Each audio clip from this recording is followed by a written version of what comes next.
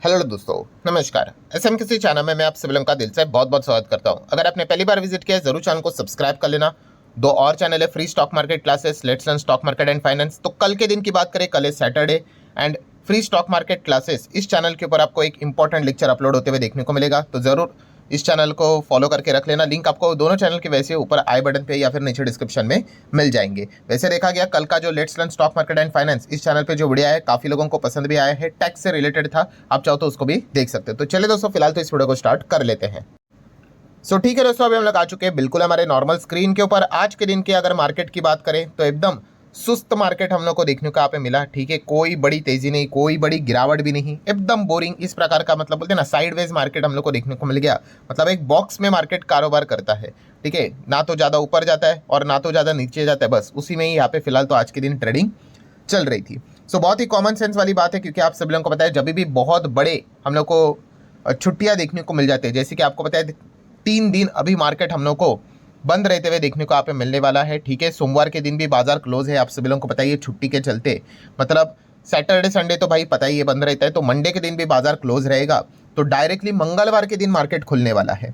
ठीक है, और इतना बड़ा जब गैप रहता है तो यूजुअली लोग मतलब बड़ी बाइंग करके पोजीशंस को कैरी करने से रिलेटेड थोड़ा सा तो कतराते हुए देखने को मिल जाते हैं। हाँ, अगर मोमेंटम है, मार्केट में बहुत अच्छा खासा माहौल चल रहा है तो वो डिफरेंट पार्ट रहता है। अभी का माहौल आपको पता ही है, एक व्यक्ति ने बहुत ही खराब करके रखा हुआ है और उनके डर के वजह से भी हम यहाँ पे कह सकते कि कभी भी कोई भी अनाउंसमेंट कर दे, क्या पता नहीं। क्योंकि आप सब लोग देख सकते हो आज के दिन 28 तारीख, ठीक है, अमेरिका का मार्केट चलने वाला है। फिर उसके बाद ठीक है 29 को क्लोज रहेगा, 30 को क्लोज रहेगा। अगेन 31 की बात करें, हमारा मार्केट तो बंद रहेगा, बट दुनिया में तो मार्केट चलने वाले हैं। तो और कुछ खबरें आएंगी, तो सभी खबरों का जो आउटकम हम लोग को देखने को मिलेगा डायरेक्टली हम कह सकते हैं मंगलवार के दिन 1 अप्रैल के दिन देखने को यहाँ पे मिलने वाला है। तो कहने का मकसद यही है दोस्तों कि यस, ऐसे जब भी बड़े बड़े छुट्टियां हम लोग को एक साथ आते हुए देखने को मिल जाते हैं एंड अनसर्टेनिटी वाला माहौल बहुत ज़्यादा रहता है, तो बाजार यूजुअली ऐसा ही साइडवेज सुस्त बोरिंग परफॉर्मेंस यहाँ पे दिखाता है। इस पार्ट को नोट करके चलना। ठीक है, जो इस चैनल को पहले से फॉलो कर रहे हैं, ये सारी चीज़ें मैं ऑलरेडी उनको सिखा के रख चुका हूँ। ठीक है, तो ये आपको बार बार आगे भी बहुत बार देखने को यहाँ पे मिल जाएंगे। हालांकि हमेशा याद रखना, मार्केट का ओवरऑल माहौल देखकर ये चीज़ें हम लोग को देखने को मिल जाती है। देन अगर हम लोग बात करेंगे दोस्तों, तो आप सब लोगों को पता होगा ये कौन सी मशीन है। तो ये है MRI मशीन। ठीक है, बहुत सारे लोगों ने देखी भी होगी MRI मशीन की अगर हम लोग बात करें। एंड हम कह सकते हैं दोस्तों, इंडिया ने खुद की पहली MRI मशीन यहाँ पे बनाई है।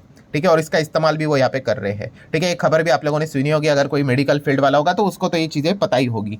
डेफिनेटली हम कह सकते हैं MRI मशीन से रिलेटेड जो विदेशी कंपनियां हैं उनका ज़बरदस्त यहाँ पे बिजनेस हम लोग को होते हुए देखने को यहाँ पे मिल जाता है। काफ़ी कॉस्टली रहती है मशीन्स। ठीक है, बहुत बहुत बहुत ज़्यादा कॉस्टली रहती है। ठीक है, ट्रीटमेंट भी इसका वैसे बहुत अच्छा खासा कॉस्टली हम लोग को देखने को मिल जाता है।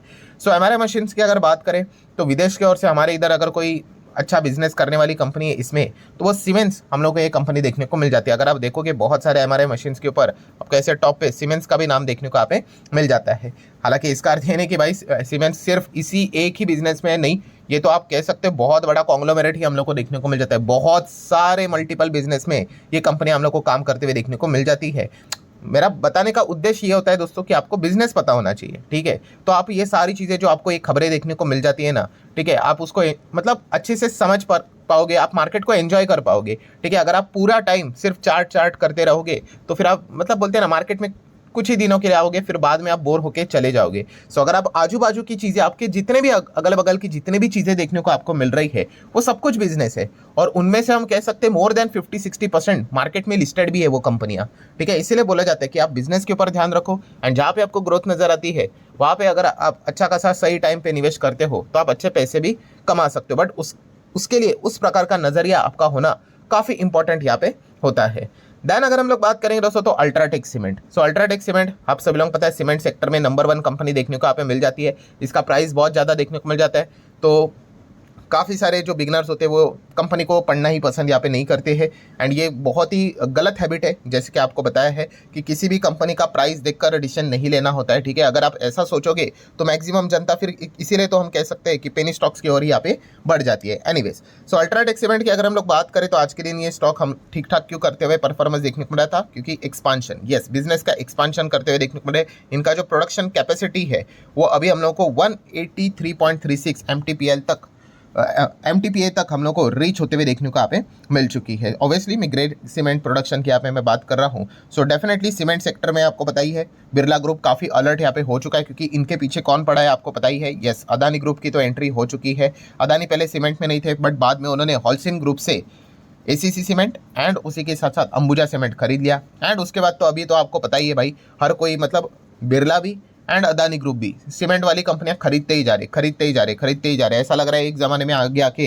ये दो ही बड़े ग्रुप्स हम लोग को देखने को यहाँ पे मिल जाएंगे। बट फिर भी हम क्या बोल सकते हैं, competition commission of India CCI उनको अप्रूवल यहाँ पे देता रहता है, तो फिर हम कह सकते हैं कि कोई इतना ज़्यादा टेंशन की बात नहीं होगी।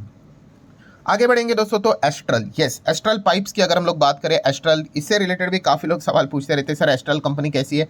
तो पाइप सेगमेंट में अगर आपको इंटरेस्ट है, मैं अगेन कह रहा हूँ, जो मैं बार बार बोलते रहता हूँ, आपको अगर लगता है कि बिजनेस बहुत अच्छा है भाई, पाइप सेगमेंट की अगर हम लोग बात कर ले, ठीक है, इंफ्रास्ट्रक्चर ग्रो करेगा, तो ऑब्वियसली इस प्रकार का ये जो बिजनेस रहता है उसकी रिक्वायरमेंट बहुत ज़बरदस्त तरीके से हम लोग को देखने को मिल जाती है।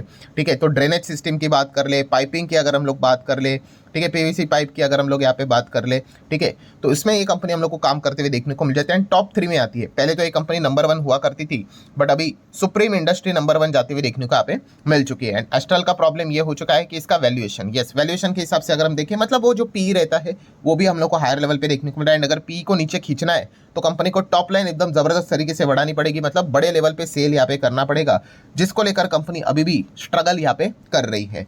ठीक है, तो इसलिए हम कह सकते हैं कि पहले भी से ही मार्केट में तो एक दबाव वाला माहौल है, तो ऐसे माहौल में तो ऑटोमेटिकली जो हायर पी वाली कंपनी रहती है, ठीक है, वो नीचे हम लोग को इजीली आते हुए देखने को मिल जाती है। तो बिजनेस वाइज अगर देखा गया तो ये कंपनियां इन तीनों कंपनीज में ही हम लोग को बड़ा फाइटिंग देखने को यूजुअली मिल जाता है, सुप्रीम इंडस्ट्रीज, एस्ट्रल, ठीक है, एंड फिनोलेक्स इंडस्ट्री। ठीक है, फिनोलेक्स इंडस्ट्री काफ़ी दूर है इन दो कंपनी से related, but yes number 1 number 2 की लड़ाई इन दोनों के बीच में ही लड़ी जाती है। ठीक है, तो ज़रूर हम यहाँ पे कह सकते हैं बिजनेस वाइज अगर देखा गया दोनों कंपनियां डिसेंट है यहाँ पे, बट यस वैल्यूएशन के चलते अगर उनको वैल्यूएशन को मैच करके दिखाना है मार्केट को, तो उनको क्या करना पड़ेगा, सॉलिड रेवेन्यू जनरेट करना पड़ेगा, टॉप लाइन बॉटम लाइन बहुत अच्छा करना पड़ेगा, तभी जाके वो चीज़ें हम लोग को सुधरते हुए देखने को मिल जाती है। देन बात करेंगे similar way IDFC first bank से रिलेटेड भी बहुत सवाल यहाँ पे आते रहते हैं, IDFC फर्स्ट बैंक को क्या हुआ है करके। तो अगेन सेम चीज़ दोस्तों कि लगातार इनके कंसिस्टेंटली जो नंबर देखने को मिले हैं, एवरेज नंबर ही देखने को यहाँ पे मिल चुका है, एंड साइज में भी ये बैंक काफ़ी बड़ी देखने को यहाँ पे मिल जाती है। जैसे मैंने बहुत बार आपको सिखाया है, एक ही चीज़ इंपॉर्टेंट है मार्केट में, ग्रोथ। अगर बहुत बड़ी ग्रोथ होगी तो बैंक अच्छा परफॉर्मेंस यहाँ पे करेगा, कोई भी स्टॉक अच्छा परफॉर्मेंस करेगा। अगर ग्रोथ एवरेज रहेगा तो परफॉर्मेंस भी एवरेज ही हम लोग को देखने को यहाँ पे मिल जाता है। सो IDFC फर्स्ट बैंक को भी अगर प्रॉब्लम क्या होता है कि अगेन सेम चीज़ कि 50 60 70 रुपये का शेयर देख लेते हैं, पैसा लगा देते हैं, अगर आपका फोकस अगर प्राइस पे ही चला गया, ठीक है, तो फिर आपको दिक्कत यहाँ पे हो ही जाएगी। ठीक है, मार्केट कैप के हिसाब से बैंक काफ़ी बड़ा हम लोग को भी देखने को यहाँ पे मिल जाता है, मतलब ये छोटी बैंक नहीं है भाई, बहुत बड़ी बैंक है। देन अगर हम बात करेंगे तो इंडसइंड बैंक, ठीक है, इंडसइंड बैंक के चलते आज के दिन तो फोकस में रहेगा ही रहेगा, एंड इसी चीज़ के चलते आप लोगों ने देखा भी है कि इंडसइंड बैंक पहले तो 3% नीचे आया। क्यों? क्योंकि PwC likely to report on accounting issue, मतलब ये इसके ऊपर तो मैंने कल के दिन एक वीडियो भी बनाकर आपको बताया था कि PwC यहाँ पे आज के दिन शायद से, ठीक है, अपना जो ऑडिट रिपोर्ट है वो पेश कर दे। अभी देख लेते हैं उसमें क्या होगा नहीं होगा, वो भी पता नहीं कि आज ही देंगे नहीं देंगे करके। ठीक है, एंड इसी चीज़ के चलते अगेन सेम चीज़ कि अगर कुछ भी अगर हो जाता है, आज नहीं दिया कल दिया परसों दिया वॉटेवर, डायरेक्टली मार्केट अभी 1 अप्रैल को खुलने वाला है 3 दिन के बाद। ठीक है, तो यूजुअली इसी चीज़ को लेकर काफ़ी लोग क्या करते हैं, पोजीशंस को कैरी करने से रिलेटेड कतराते हैं, एंड आज के दिन भी हम लोग को इसी चीज़ को लेकर दबाव देखने को यहाँ पे मिला है। हालांकि हम कह सकते हैं दोस्तों कि इंडसइंड बैंक में जो भी चीज़ें होते हुए देखने को मिली है, तो ये बातचीत स्टार्ट हुई थी कि पूरे बैंकिंग इंडस्ट्री में ऐसी चीज़ें हैं, तो गवर्नमेंट को आके, मतलब गवर्नमेंट ऑफिशियल को आके स्टेटमेंट देना पड़ा कि नहीं भाई, इंडसइंड बैंक में जो भी चल रहा है इशू है वो इंटरनल कंप्लायंस लैप्स है। ठीक है, एंड ये कोई ऐसा इंडिकेशन नहीं है कि पूरा सिस्टमैटिक रिस्क है टुवर्ड्स द सेक्टर। तो सेक्टर से रिलेटेड आपको कोई डरने की यहाँ पे जरूरत नहीं है, सिर्फ इंडसइंड बैंक में ही है। ये गवर्नमेंट ऑफिशियल ने ये बात बोल के यहाँ पे रखी हुई है। ठीक है, हालांकि RBI ने एक बीच में बात भी बोली थी कि बाकी भी जो बैंक्स है उनके भी थोड़ा सा बुक्स ऑफ अकाउंट्स को यहाँ पे चेक करना पड़ेगा, specifically towards the derivative segment की बात करें, जहाँ पे इंडसइंड बैंक से रिलेटेड इशू नजर यहाँ पे आया था। तो लेट्स सी एग्जैक्टली आगे क्या होता है करके, बट इसी चीज़ को लेकर हम कह सकते हैं बैंकिंग सेक्टर में भी दबाव देखने को मिल रहा है।